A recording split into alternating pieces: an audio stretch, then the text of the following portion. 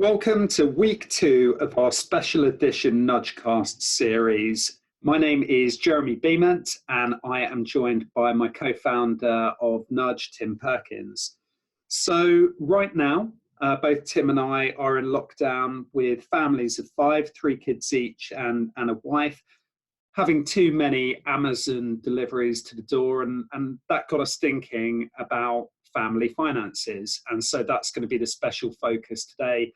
We're going to cover quite a range of areas, including marriages, civil partnerships, mums. But first off, Tim, you wanted to talk about kids and money. Yeah, that's right. Thank you.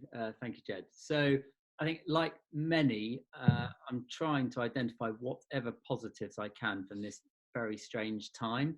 So not having to use the tube is definitely one. Catching up on all my DIY, another. But obviously also spending more time with my family is a definite positive. So yeah, got 3 kids, a 9-year-old, a 7 and a 4-year-old, as well as increasingly elderly parents who are looking to me for more and more support as well. So this idea of family finances is very much at the front of my mind at the moment. There are lots of studies into the children's relationship with money.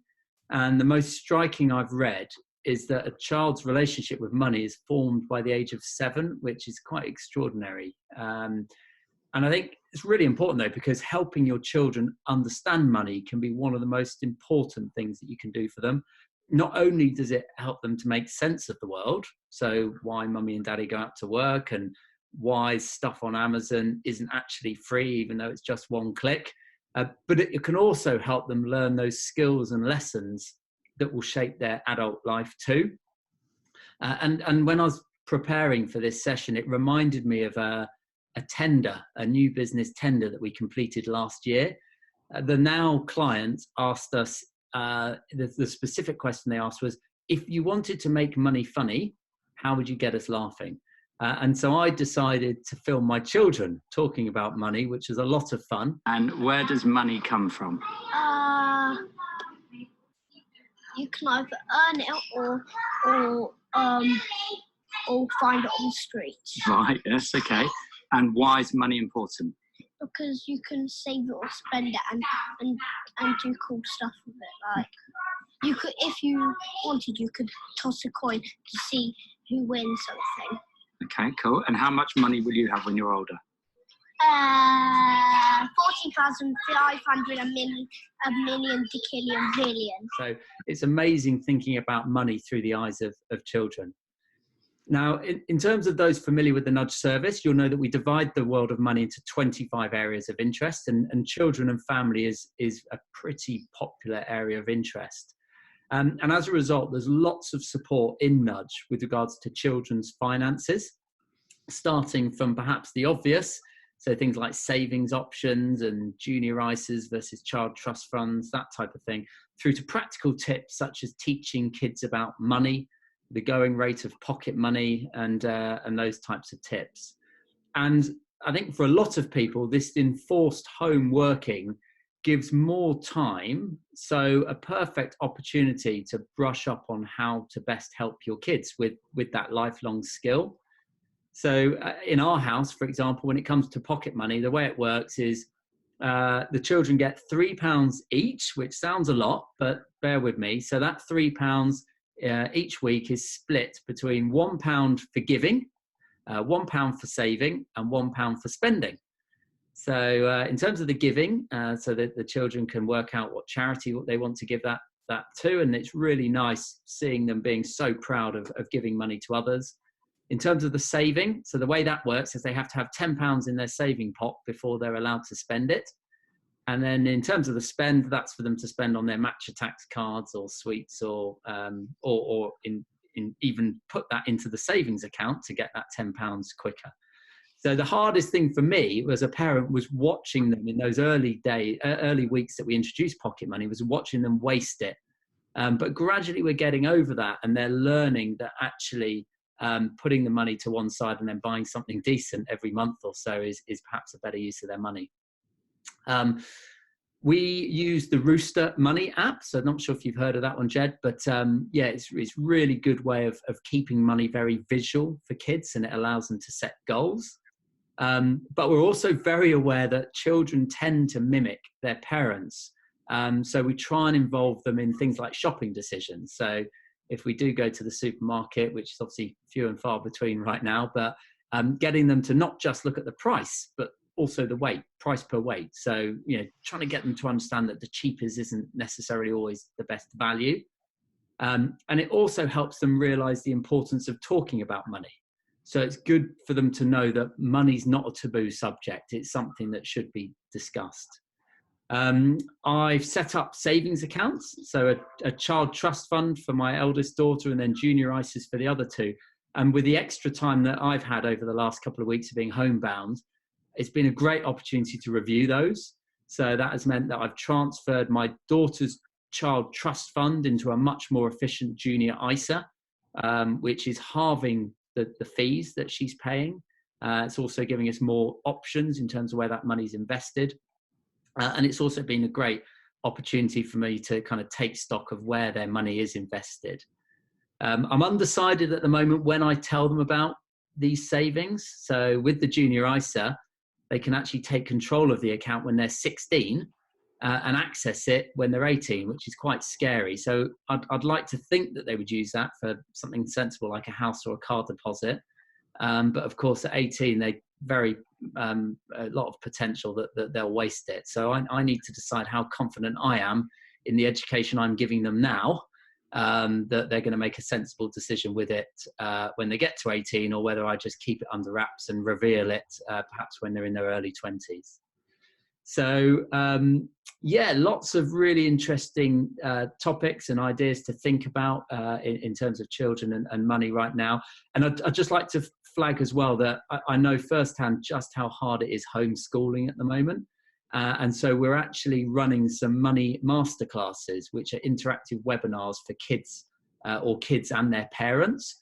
So we're in the process at the moment just converting these from the face-to-face format that we've been doing with our clients to online, and there'll be more information to follow on that, and you can follow our social channels to register for those.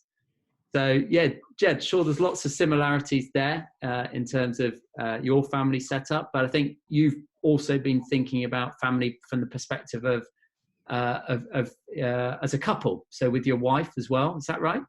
Yeah, that's right. So there were three areas that I was just going to do a very quick whistle-stop tour on. Number one was marriage and civil partnerships.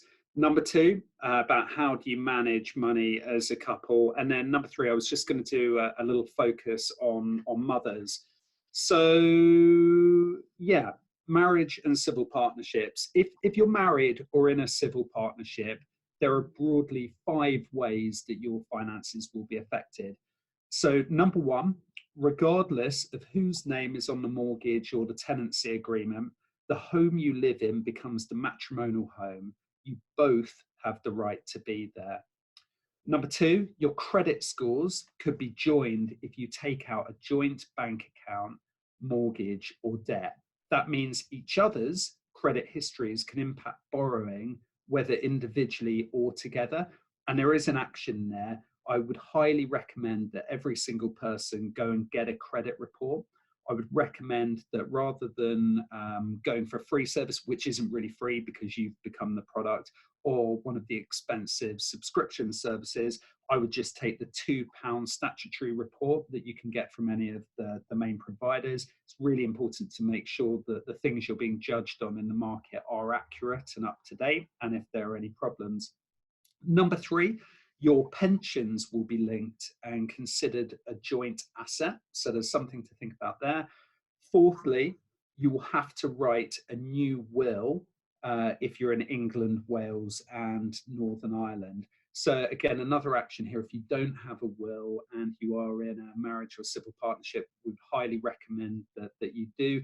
It's a long time around, but actually every November there's something called Will Aid Month, whereby you can get a will for about half the price of a normal cost. But the really cool thing is that actually the money you pay over goes to a charity of your choice rather than to the solicitor, which we think is great. And then fifth and finally, you can gain from some of each other's tax-free allowances on areas such as inheritance and ISAs. So Tim mentioned last week that there are 7 billion of unused allowances in the UK, and one of the things we're really passionate about at Nudge is helping people understand what they're entitled to and how to maximise those. The second area I was going to talk about was around how do you actually manage money as a couple. So there are 4 main ways that you can do that. So number 1, keep separate accounts. Number 2, share and manage everything together. Number 3, share some responsibilities, but keep some things private. And finally, the main earner pays their partner an allowance. So there is no one size fits all here, but on recommendations of what to do when managing money as a couple, one of the things you said earlier on, Tim, about money not being a taboo, it's so important that people are able to be open to discussion and talk about their money. Go through at the moment, have a review of exactly what products and accounts and credit cards and etc. that you jointly have together so that you have a full understanding of your money.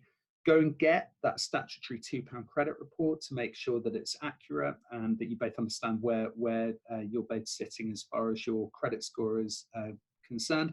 And although we understand that the times are tough for everyone, this is a great moment to actually set a budget. Normally, we recommend that people work to the 50-30-20 rule, which is around your needs, your wants, and then your savings. And it's incredibly difficult, but even the act of writing down the budget can actually stop your overspend by about 9 or 10%. So definitely worth doing. And you're in this together. Always remember that. I know it's an obvious point, but yeah, don't let it be a taboo. Speak about it and hopefully move forward together on it. Then the third area I was just going to briefly touch on was mums. So in the UK at the moment, we have already 8.3 million people who have problem debt. And unfortunately, that's likely to get worse in the coming difficult economic period. That problem is actually particularly acute with divorced mums, where 44% have financial difficulties versus 19% married mothers. The key reason that's identified there is that men in those relationships have typically controlled the finances during the marriage. So in this world where there's a gender pay gap, a gender pension gap, a gender advice gap, it's more important than ever that we raise the financial capabilities and resilience of women. Brilliant. That's really useful, Jedson. So some very practical tips there. And 3 actions, which I have to admit I need to take stock of myself as well. So 3 actions I noted there from you. So number 1, that credit rating sounds like an absolute must, and the £2 one sounds like the one to go with. Lots of administration, so pension, great opportunity with a bit more time at home to perhaps dust off all of those pension documents and make sure that you're really aware of what you've got, and most importantly, those pension providers know who you are and where you live, if you've moved home and so on. Will sounds like a good one to do. I think it's only 3 in 10 adults have an active will, which is quite scary. So and then understanding allowances. We seem to be talking about this each week. £7 billion worth of unused allowances there. Now's the time to get on top of those. So with more time with our family over the next foreseeable few weeks, seems to be a great opportunity right now to get on top of those family finances. So great to speak to you again, Jed, and hope all our listeners have a good week.